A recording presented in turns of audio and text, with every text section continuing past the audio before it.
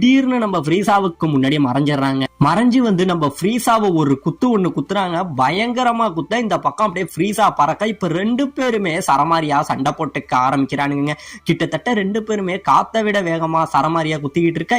இவனுங்க ஒரு குத்து குத்த அந்த காத்தெல்லாம் என்ன ஆகுது, அப்படியே கம்ப்ரஸ் ஆகுதுங்க. அதாவது கம்ப்ரஸ் ஆகி என்ன ஆகுது, அந்த காத்து ஒரு மிகப்பெரிய வெடிப்பா அப்படியே வெடிச்சுக்கிட்டு இருக்கு. இவனுங்களை சுத்தி ஒரு மிகப்பெரிய பவர் லேயர் மாதிரி அப்படியே ஃபார்ம் ஆகி வெடிச்சுக்கிட்டு இருக்கு. இந்த அதிர்வுனால சுத்தி உள்ள அந்த இடங்கள்லாம் இருக்கு பாத்தீங்களா, அதுவுமே சரமாரியா தாறுமாறா கடந்து வெடிக்க ஆரம்பிக்குதுங்க.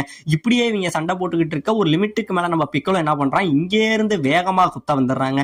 பிக்கலோ குத்த வர அவனோட கையை நம்ம ஃப்ரீசா பிடிச்சிடுறாங்க. ஃப்ரீசா பிடிக்க உடனே நம்ம பிக்கலோ அவன் கண்ணுனால லேசரை கொண்டுட்டு வந்து இங்கே இருந்து சுட வர அதை எப்படியோ நம்ம ஃப்ரீசா டாட்ச் பண்ணிடுறாங்க.